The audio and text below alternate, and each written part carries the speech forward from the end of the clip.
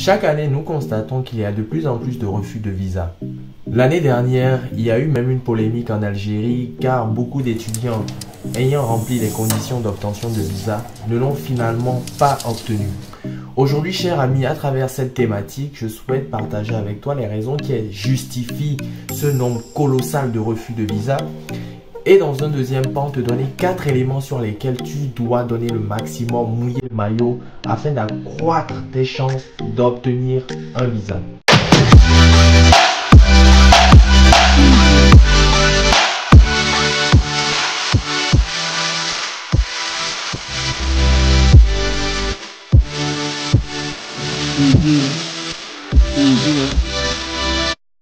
Salut à toi, pour ceux qui ne me connaissent pas, moi c'est Christian Azad de la chaîne Étudier Vivre en France. Si tu es nouveau sur cette chaîne, je t'invite à t'abonner à celle-ci car nous partageons de nombreuses astuces, des informations riches. Nous faisons également des interviews, nous abordons des thématiques qui sont intéressantes et qui sont liées à la vie estudiantine en France. Si tu es ancien ou abonné depuis quelque temps sur cette chaîne, je te remercie du fond du cœur pour ta fidélité et je t'invite à partager autour de toi notre chaîne afin que le maximum de personnes puissent en bénéficier. Sans plus tarder, voici la thématique d'aujourd'hui, le refus de visa, quelles sont les raisons et quels sont les éléments sur lesquels tu peux travailler pour te démarquer du lot. Cher ami, les raisons qui justifient ce nombre colossal de refus de visa ne sont pas les fruits d'un hasard. Je me rappelle par le passé, quand j'étais étudiant en 2014 et que je faisais la procédure, elle était beaucoup plus souple, beaucoup plus flexible, moins coûteux en termes de frais de dossier. J'avais la possibilité, quand j'avais des questions ou des doutes, d'aller vers un agent de Campus France à n'importe quel moment, soumettre ma problématique et de me faire accompagner. Aujourd'hui, c'est impossible. C'est impossible, il faut nécessairement prendre rendez-vous, poser des questions sur Facebook, attendre des heures, des jours avant d'obtenir une réponse. En plus de ça, il y a des frais qui se sont rajoutés. Bref, c'est beaucoup plus difficile, beaucoup plus anxiogène pour les étudiants étrangers. Et même quand tu penses remplir toutes les conditions, à la fin, tu as la grosse surprise d'obtenir qu'un échec, qu'un refus. Donc, cher ami, les raisons qui justifient ce nombre colossal. Le premier élément, c'est la montée de l'extrémisme. La montée de l'extrémisme encourage les personnes frustrées, les nationaux qui peinent à trouver un job dû à la crise économique, dû à différentes raisons, de croire, de boire comme l'eau de roche les propos de l'extrémisme qui prône le nationalisme, qui crache sur tout ce qui est étranger. Donc cet état de choses pousse malheureusement même les politiciens qui ne partagent pas forcément les avis de l'extrémisme à faire un effort dans ce sens pour réduire l'immigration. Le deuxième élément, c'est le manque de sérieux de beaucoup de nos aînés, beaucoup d'étudiants qui viennent étudier en France, qui font des jobs étudiants et qui finalement abandonnent les études et restent accrochés à ces jobs étudiants. À la fin de ces jobs étudiants, ils ne rentrent plus chez eux, ils restent en France à faire des jobs au black et forcément cet état de choses crée une certaine méfiance au niveau des autorités françaises qui prennent beaucoup plus le temps de mener des enquêtes, des investigations pour réduire drastiquement le pourcentage que ce genre de scénario se répète.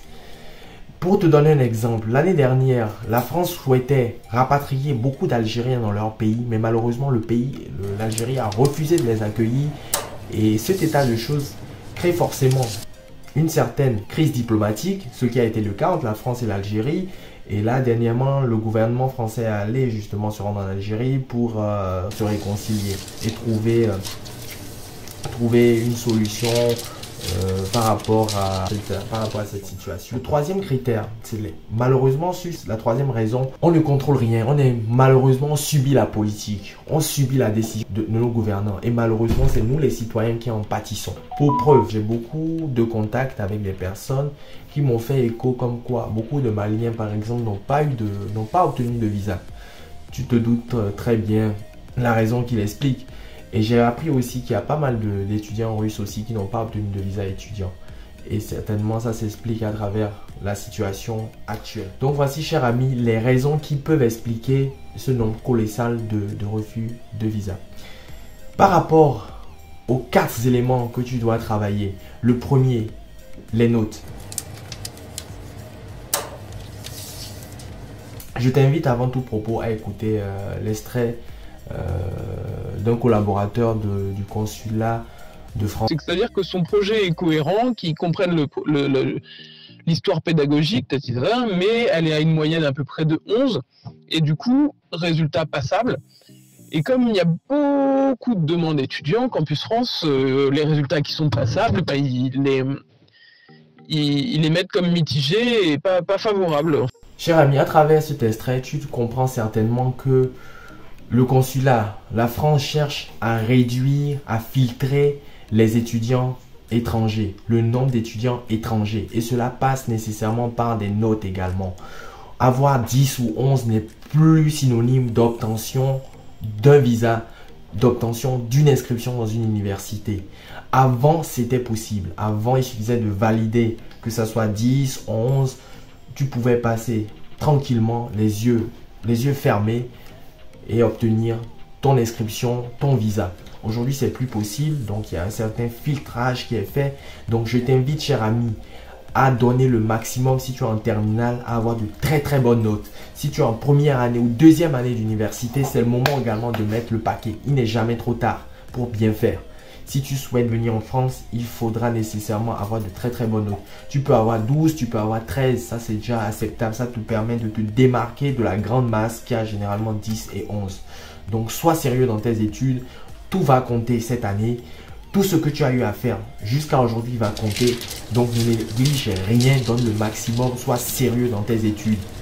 Et il y va de même pour ceux qui pensent s'inscrire dans des universités privées. Ce n'est pas parce que vous allez vous inscrire dans une université privée qu'il faut avoir 10 ou 11. Parce qu'au final, c'est le même visa que vous demandez. Et si ils constatent que les notes ne sont pas en votre faveur, soyez-en sûr qu'il y a très peu de chances que vous obtenez le visa. 2. Le projet pédagogique. Le changement de spécialité dans le cadre de la démarche de poursuite des études en France est très très mal perçu. Surtout s'il n'y a aucune cohérence entre l'étude que tu as eu à faire par le passé et celle que tu souhaites faire en France. Cher ami, si tu constates effectivement que tu as envie de changer de spécialité, moi je t'encouragerais à poursuivre la même spécialité en France, quitte à changer plus tard une fois arrivé en France. Tu peux également changer de spécialité s'il y a une certaine cohérence avec les études que tu as eu à faire et celle-ci. Je te donne un exemple. Peut-être tu as eu à faire commerce marketing en licence et en master tu souhaites faire du commerce international. Là, il y a une certaine logique, une certaine cohérence. Peut-être tu as eu à faire du commerce en licence et tu souhaites faire en master du marketing ou de la communication. Ça, il y a une certaine cohérence. Mais si tu fais par exemple de la psychologie et tu souhaites faire plus tard, je ne sais pas moi, de la comptabilité, il y a très très peu de chances que ça passe, cher ami. Sois sérieux, sois cohérent dans tes études.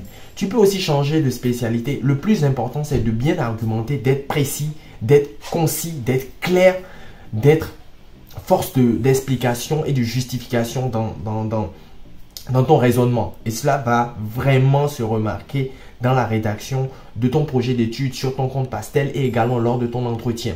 Donc, sois préparé, donne le maximum et sois vraiment vif d'esprit et pertinent. 3. L'entretien Campus France.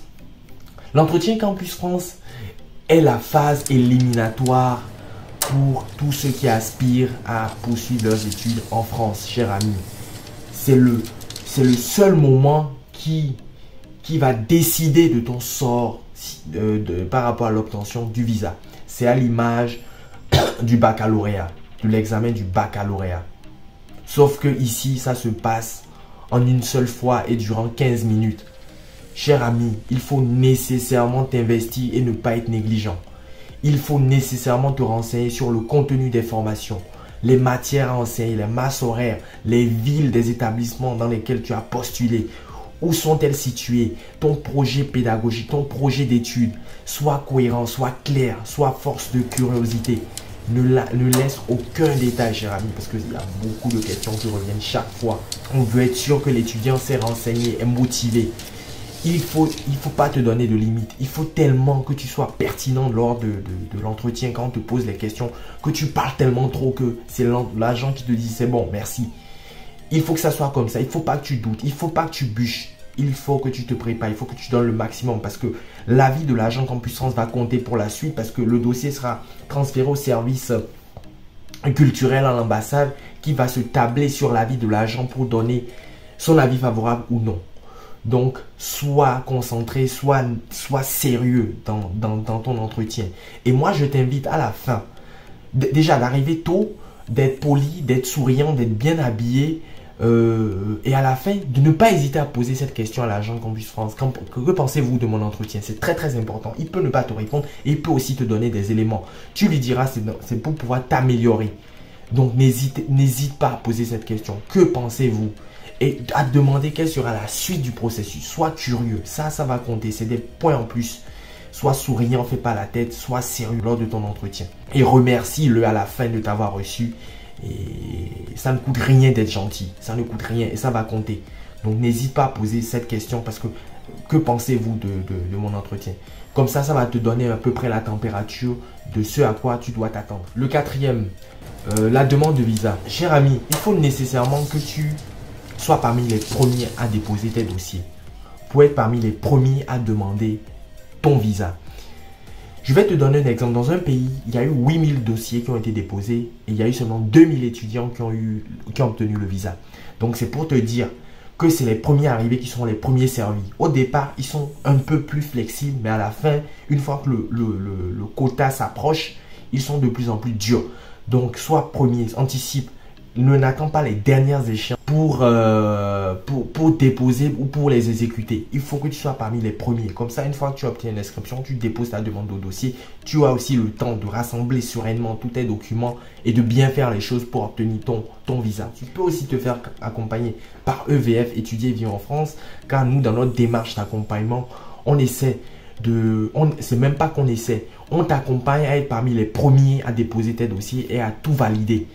Et on t'accompagne aussi à être le premier à déposer ta demande de visa. Donc, n'hésite pas à investir, n'hésite pas à nous contacter pour qu'on puisse t'accompagner sereinement dans la réussite de ton projet d'études. Voici, cher ami, ce que je tenais à partager avec toi. J'espère que tu as retenu quelque chose. N'hésite pas à mettre en commentaire ton avis si tu as d'autres éléments sur lesquels on doit travailler ou sur d'autres raisons qui pourraient expliquer ce nombre colossal de refus de visa. En attendant la prochaine vidéo, cher ami, prends soin de toi et à très vite. Ciao.